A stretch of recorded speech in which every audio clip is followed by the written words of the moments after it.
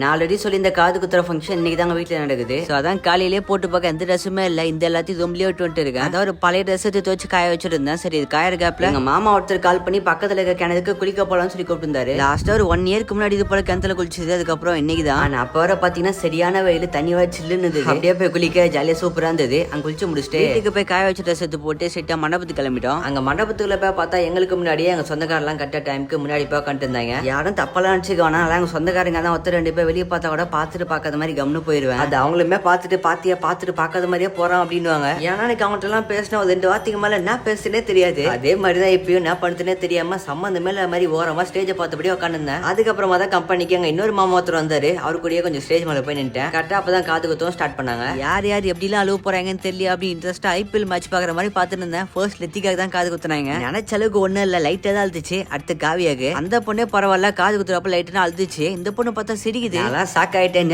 நினைச்சிட்டு இருந்தா கண்டிப்பா தேம்பி அழுவு போகுது, வீடியோ தோசை கலாய்க்கலாம் அப்படிலாம். ஆனா அது அழுவுல கூட பரவாயில்ல, சிரிக்குது. சரி பரவாயில்ல, அடுத்து நம்ம பையன் ஒருத்தருக்கான், அவன் கொஞ்சம் என்டர்டைன்மெண்ட் பண்ணுவான் அப்படின்னு சொல்லி பார்த்துட்டு இருந்தேன். பட் ஆனா அவனுமே சொதப்பிட்டான். சுத்தமா அழுவு கூட இல்ல. எனக்கு ரொம்ப ஒத்தம் வா. சரி எது அப்படியே ஒரு வழியா அவங்க 3 பேருக்கு காது குத்தி முச்சாச்சு. ஐயோ ஆமா, தெரியாதவங்களுக்கு எனக்கு அவங்களுக்கு என்ன கனெக்ஷன் அப்படின்னு சொல்ல நினைக்கிறேன். கரெக்டா சொல்லணும், எங்க அப்பாவோட தம்பி பசங்க இல்ல என்னோட சித்தப்பா பசங்க, அவங்களுக்கு தான் அந்த காது குத்தி முச்சாச்சு. அப்படியே போறப்ப அந்த பூ கீழே போட்டு சாப்பிட போயிட்டேன். என்ன சாப்பாடு? பிரியாணி தான். நல்லா தான் இருந்துச்சு. அது சாப்பிட்டு முடிச்சுக்கோட இதோட இந்த வீடியோ முடிச்சுக்கலாம் அப்படின்னு இருக்கேன். யாருன்னா புதுசா பாக்குறீங்கன்னா பிடிச்சிருந்தா ஒரு ஃபாலோ பண்ணி வச்சுக்கோங்க. நம்ம நாளைக்கா பார்க்கலாம். பார்ப்போம். பாய்.